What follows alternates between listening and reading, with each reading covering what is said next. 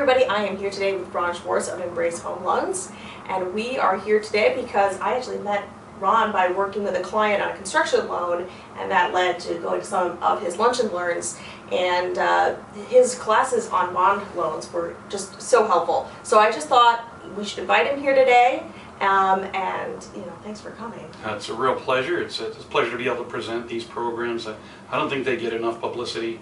It's an honor actually to lend within them.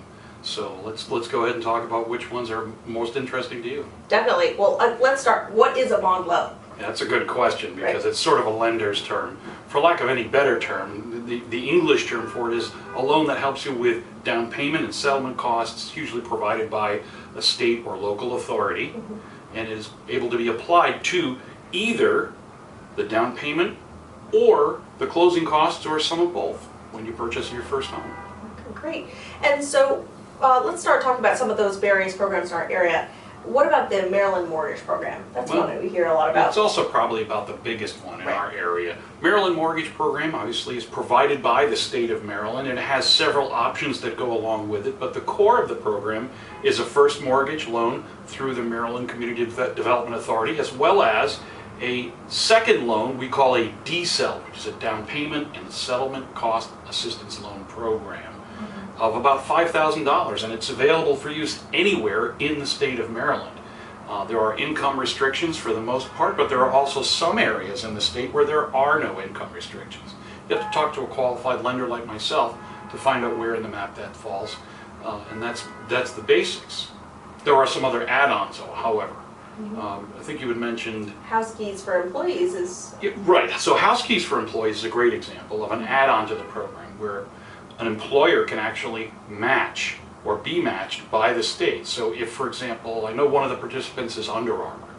An employee at Under Armour can participate in the program. They'll get the $5,000 DSEL loan if Under Armour perhaps provides $2,500 as an incentive to that employee. The state will actually match another $2,500 up to a total or maximum of $2,500. So in that case, that employee of Under Armour will be eligible for $10,000 in down payment and settlement cost assistance to use on their loan.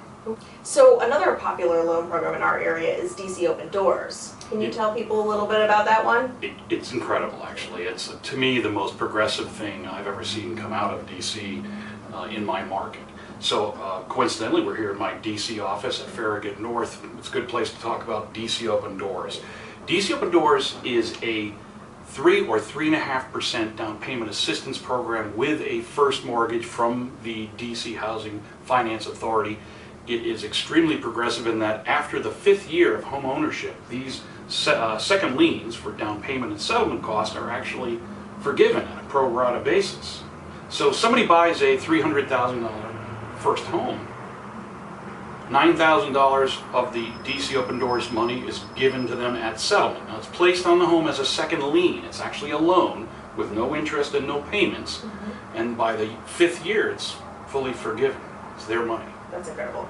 It is. It's one of the most progressive loan programs I've seen, and it's leading a bunch of other organizations in the area to do a little bit more than what used to be done. There are several other really neat features about DC, though, where it's progressive on the forgiveness. It's even more progressive in that most of the home loan programs in the DC area are based on household income to qualify, where in the DC program, the borrower themselves is the person who qualifies, somewhere around $130,000 or less, and the borrower who qualifies for the loan is eligible. So you may have two borrowers. Maybe one has $100,000, another has $130,000. As long as one of them qualifies, then the loan program works. Oh, that's great. And does only first-time home buyers count towards a DC Open Doors? Good question. You know, another very progressive thing about Washington, D.C.'s program is that you do not have to be a first-time home buyer to qualify for DC Open Doors.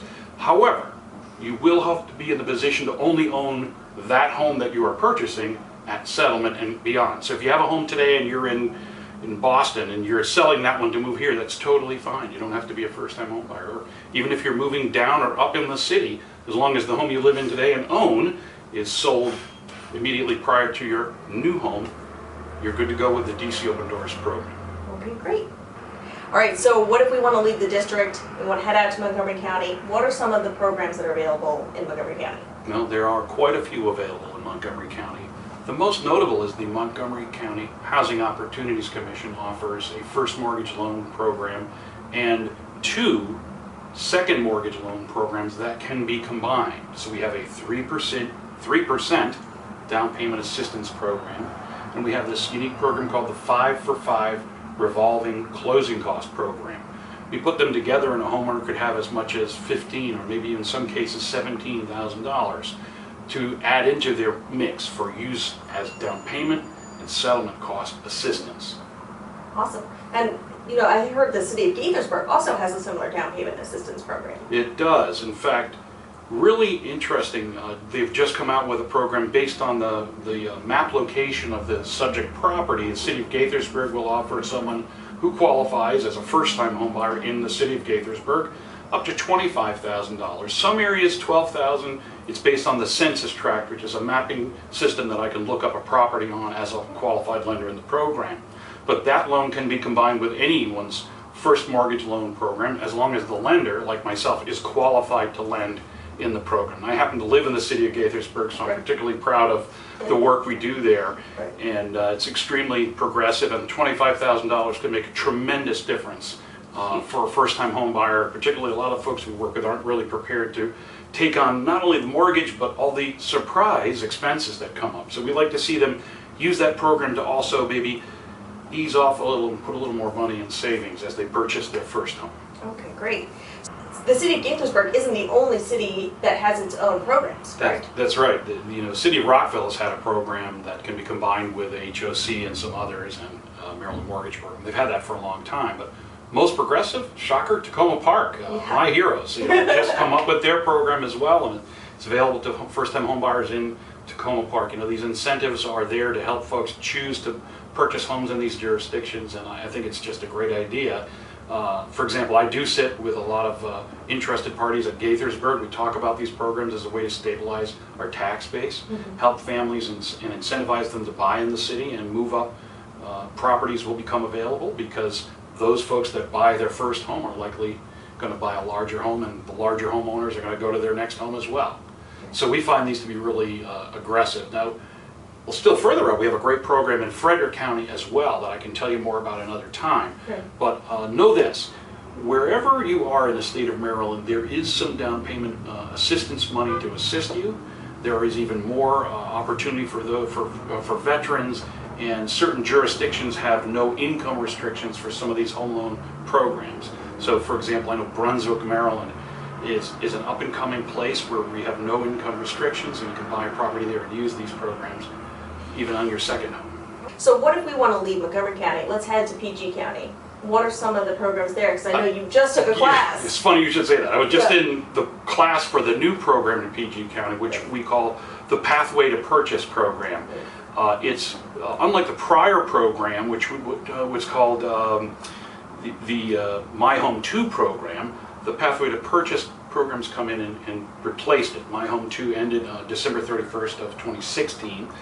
And then starting the 9th of January for 2017, this Pathways to Purchase program is a $10,000 forgivable pro rata forgiveness for 10 years on $10,000 for qualified households. So we got to remember there are income restrictions that apply to these different programs, but they can make a tremendous difference in the opportunity to move from being a renter to your first home. In PG County, it used to only limit their program to certain zip codes or jurisdictions, and the Pathway to Purchase applies to the entire county, and it can be combined with, for example, the Maryland Mortgage Program.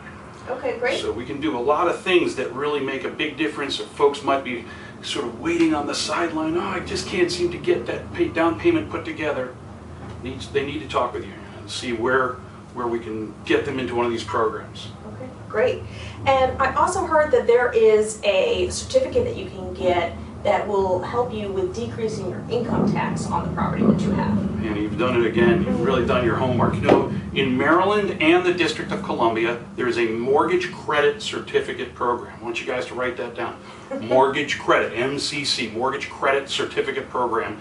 unlike the tax deductible nature of paying mortgage interest as a homeowner, which is something that our folks always told us, well, you get a little tax deduction. The mortgage credit certificate is actually a program where you buy the certificate from the jurisdiction, and then for the rest of the time you're in that home, there's a dollar for dollar reduction in your tax payment for each year. So it can make a tremendous impact on first-time home buyers in particular. It's usually only available to folks that are eligible for these other programs. However, you can also get the mortgage credit certificates independently, so you don't have to be a borrower in the home loan program to get the mortgage credit certificate. Usually a first-time home buyer will qualify. Okay. So now that we've talked about some of the programs that are available, can you give us a little bit of context in trying to understand when should you move forward with a loan program that is more conventional versus some of these bond loan programs that we've been talking about today? Yeah, we talk a lot about different terms like bond loan and conventional versus government, or FHA, or for the folks that have served our country, thank you, we have the VA loan program. The most important thing to do is to sit down with a qualified professional, take a deep breath, and complete an application so that the person who you're working with, like myself or one of my colleagues, can actually look at your individual situation.